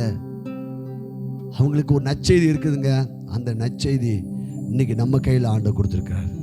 இப்போ என் நாமத்தினால எவைகளை கேட்பீங்களோ அப்போ அவருடைய நாமம் தான் இன்னைக்கு நம்ம கையில் கொடுக்கப்பட்டிருக்கிற மோதிரம். இப்போ நம்ம என்ன செஞ்சுட்டு இருக்கிறோம்? இப்போ இந்த மொர்தெகாவும் எஸ்தர் வாங்கி வச்சுக்கிட்டு அமைதியாக இருந்தாங்கன்னா இந்த ஏற்கனவே போன கட்டளையின்படி அவங்க நினைஞ்சிருவாங்க, அழிச்சிருவாங்க. இப்போ வேகமாக என்ன செய்யணும்? செயல்படணும். இல்லையா? பக்கத்து கைப்பிடிச்சு சொல்லுங்க, வேகமாக செயல்படணும். அதிகாரம் உங்கள் கையில் தான் இருக்குது. அல்லேலூயா. அப்போ அழக்கூடாது. நம்ம கிட்ட என்ன கொடுத்துருக்கா? என் நாமத்தால் பிசாசுகளை வியாதிகளை, புரியுதுங்களா? அப்போ நல்லா இந்த இந்த அதிகாரத்தை நல்லா நம்ம படிக்கணும். என் நாமத்தினால ஐயோ பிரச்சனையா இருக்குது அப்படின்னு இல்லை, உங்கள் கையில் அதிகாரம் இருக்குது. இப்போ ஆமான் கிட்ட அதிகாரம் வந்த உடனே அவன் என்ன செஞ்சிட்டான்? சரியாக பயன்படுத்திட்டான். நம்ம மக்கள் நல்லா சரியாக பயன்படுத்தணும். அவன் சரியாக பயன்படுத்த முடியுமானால் சொல்லுங்க, இயேசுக்காக இயேசுவின் நாமத்தினால என் கையில் கொடுத்துக்க இந்த அதிகாரத்தை நான் சரியாக பயன்படுத்துவேன், என் குடும்பத்தை மீட்டெடுப்பேன். அல்லேலூயா. ஜனங்களை நான் மீட்டெடுப்பேன், இந்த நற்செய்தியை பரப்புவேன். இங்கே கிறிஸ்து அங்கே வெளிப்படுகிறார். கடைசி பார்த்தீங்கன்னா 9வது அதிகாரத்தில் விக்டரி அண்ட் ஜாய். இப்போது 3வது அட்மாஸ்பியர், யூத ஜனங்களுடைய அந்த சூழ்நிலையை கர்த்தர் மாற்றுகிறார். 9:1 வாசிங்க. 9:1-2 சீக்கிரமாய். ராஜாவின் வார்த்தையின்படியும் அவனுடைய கட்டளையின்படியும் செய்யப்படுகிறதற்கு ஆதார் மாதம் என்கிற 12ஆம் மாதம் 13ஆம் தேதியிலே யூதரின் பகைஞர் அவர்களை மேற்கொள்ளலாம் என்று நம்பினார்களே. அந்நாளிலே தானே யூதரானவர்கள் தங்கள் பகைஞரை மேற்கொள்ளும்படிக்கு காரியம் மாறுதலாய் முடிந்தது. அல்லேலூயா. நீங்க நிறையாவே சொல்றாங்க, விதி சார், நான் வாங்கிட்டு வந்த விதியை நீங்கள் இயேசுவின் நாமத்தில் மாற்றலாம். இனிமே விதியை நம்ம சொல்லக்கூடாது. இயேசுவின் நாமத்தினால நான் மாற்றுவேன். காரியம் மாறுதலாய். எந்த தேதியில இவங்களை அழிக்க நினைச்சானோ அதே தேதியில அவங்க அழிக்கப்பட்டார்கள். அடுத்த வசனம். அகாஸ்வேரு ராஜாவின் சகல நாடுகளிலும் உள்ள பட்டணங்களிலே தங்களுக்கு பொல்லாப்பு வர பண்ண பார்த்தவர்கள் மேல் கை போட கூடிக்கொண்டார்கள். ஒருவரும் அவர்களுக்கு முன்பாக நிற்க கூடாது இருந்தது. அல்லேலூயா. இப்ப இவங்கெல்லாம் சேர்ந்து எதிரியை முறியடிக்கிறாங்க. சொல்லுங்க, எனக்கு விரோதமாக ஒரு சூழ்நிலையும் ஒரு பிரச்சனையும் ஒரு வியாதியும் நிற்க முடியாது. இயேசுவின் நாமத்தினால நான் அதிகாரத்தை எடுக்கிறேன். தூரி காலா பலம் வளர்க்க வைத்து சொல்லுங்க, இயேசுவின் நாமத்தினால. சொல்லுங்க, இயேசுவின் நாமத்தினால எங்களுக்கு விரோதமாய், எங்கள் குடும்பங்களுக்கு விரோதமாய், இது பார்த்து கொண்டிருக்கிற ஒவ்வொருக்கும் விரோதமாக எழும்புகிற வல்லமைகள் இயேசுவின் நாமத்தில் நிர்மூலமாக்கப்படட்டும். நீ உயிரோடு இருக்க நாளெல்லாம் ஒருவன் உனக்கு முன்பாக ஏற்றி நிற்பது இல்லை. எவ்வளோ பெரிய அதிகாரத்தை ஆண்டு நம்ம கையில் கொடுத்துருக்காரு. கடைசி என்ன நடந்துச்சு பார்த்தீங்கன்னா, அந்த 4வது வசனத்தில் வாசிக்கும் போது 9:4 பார்த்துக்கும்போது, மொர்தெகாய் ராஜாவின் அரண்மனையிலே பெரியவனாயிருந்தான். அவனுடைய கீர்த்தி எல்லா நாடுகளையும் பிரசித்தமாயிற்று. அல்லேலூயா. எல்லா நாடுகளுக்கும் ஒரு நற்செய்தி போனது. எஸ்தர் மொர்தெகாயால நமக்கு ஒரு பெரிய ரட்சிப்பு வந்தது. இன்னைக்கு நமக்கு எப்படி தெரியுமா? கிறிஸ்து சிலுவையிலே வெற்றி சார்ந்துட்டார். இந்த நற்செய்தி நம்ம நம்பணும். இன்னைக்கு ஆண்டவர் எனக்கு பெரிய. அப்போ இவங்க இந்த மற்ற 127 நாடுகள் இருந்த யூதர்கள் என்ன நம்பினாங்கன்னா, நமக்கு சார்பாக நமக்காய் பரிந்து பேசும்படியாக அகாஸ்வான ராஜாவுடைய அரண்மனையில் மொர்தெகாய் பெரிய ஆளா இருக்கிறார். அப்போ இனிமே நமக்கு என்ன நடக்காது? தீமை நடக்காது அப்படின்னு சொல்லி பாருங்கள். 9:5 பாருங்க. அப்படியே யூதர் தங்கள் சத்துருக்களை எல்லாம் பட்டயத்தால் வெட்டி கொன்று நிர்மூலமாக்கி தங்கள் இஷ்டப்படி தங்கள் பகைகளுக்கு இவங்க எடுத்துட்டாங்க அதிகாரத்தை. இன்னைக்கு நமக்கு விரோதமாக இருக்கிற சூழ்நிலைகள் மீது அதிகாரம் எடுக்கணும். Praise Lord. இது 9வது அதிகாரத்தில் அதம்பாங்க. ரோமர் 8:37 நம்மளை முற்றும் ஜெயங்கொள்ளுவராக கிறிஸ்து இந்த அதிகாரத்தில் வெளிப்படுகிறார். எஸ்தர் புஸ்தகம் 9வது அதிகாரத்தில் இயேசு எப்படி கொண்டவர்கள் மேல் குற்றம் சாட்டுகிறவன் யார்? தேவனே அவர்களை நீதிமான்களாக்குகிறவர். 37 இவை எல்லாவற்றிலையும் நம்மில் அன்பு கூறுவராலே முற்றும் ஜெயங்கொள்ளுவராக இருக்கிறோம். சொல்லுங்க, முற்றும் ஜெயங்கொள்ளுவராக. அல்லேலூயா. அப்ப இந்த 9வது அதிகாரத்தில் கிறிஸ்து எப்படி இருக்கா தெரியுமா? முற்றும் ஜெயம் பெற்றுட்டார். எல்லாவற்றையும் ஜெயித்து பிதாவின் வலது பாரசத்தில் கிறிஸ்து அமர்ந்திருக்கிறார். கடைசி 10வது அதிகாரத்தில்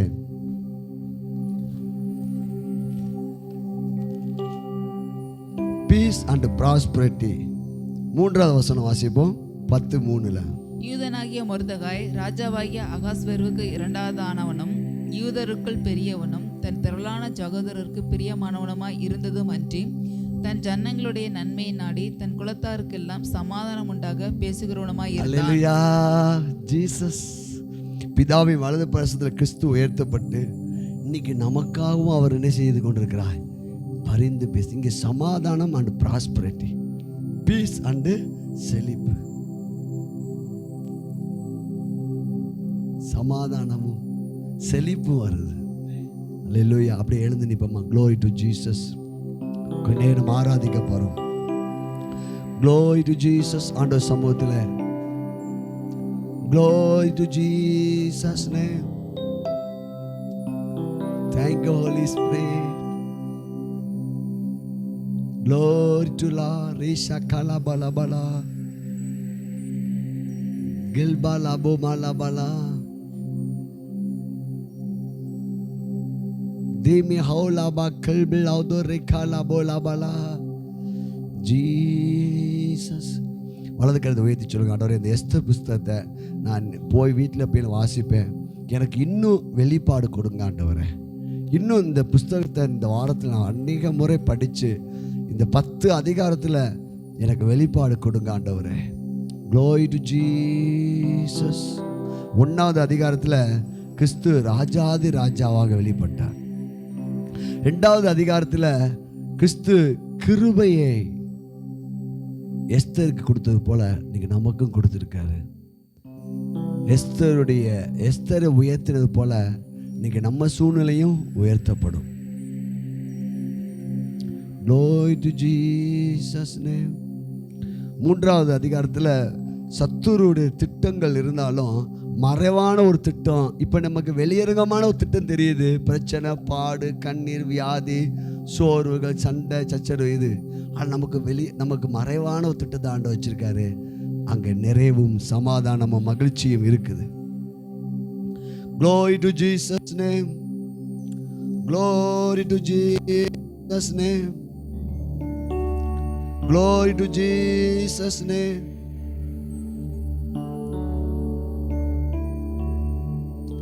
தன்னுடைய உயிரையே பணைய வச்சு எஸ்தர் ராஜா இடத்துல பிரவேசித்தது போல நமக்காய் உயிரையே கொடுத்துட்டாரு. 4வது அதிகாரத்தில் நமக்கு ஜீவனை கொடுத்து நமக்கு ஒரு மீட்பை உண்டு பண்ணியிருக்கிறாரு. Thank you Jesus. 5வது அதிகாரத்தில் நம்ம எந்த நேரத்திலையும் நம்ம இயேசு கிறிஸ்துவோட இரத்தத்தினால் கிருபையால அப்பாவை சந்திக்க அந்த கிருபாசன தண்டையில் போகக்கூடிய சிலாக்கியம் நமக்கு இருக்குது. Thank you Jesus. Glory to Jesus. Glory to Jesus. 2வது அதிகாரத்தில் எஸ்தருடைய அட்மாஸ்பியர் மாறினது. 6வது அதிகாரத்தில் மொர்தெகாயுடைய அட்மாஸ்பியர் மாறினது. Glory to Jesus. 7வது அதிகாரத்தில் பிசாசு தோற்கடிக்கப்பட்டான், ஆமான் தோற்கடிக்கப்பட்டான். 8வது அதிகாரத்தில் இந்த செய்தி கடந்து சென்றது. 9-10 சமாதானமும் மகிழ்ச்சியும் ப்ராஸ்பரிட்டியும் செழிப்பும் உண்டானது. கைகளை தட்டி தேங்க்யூ ஹோலி ஸ்பிரிட்.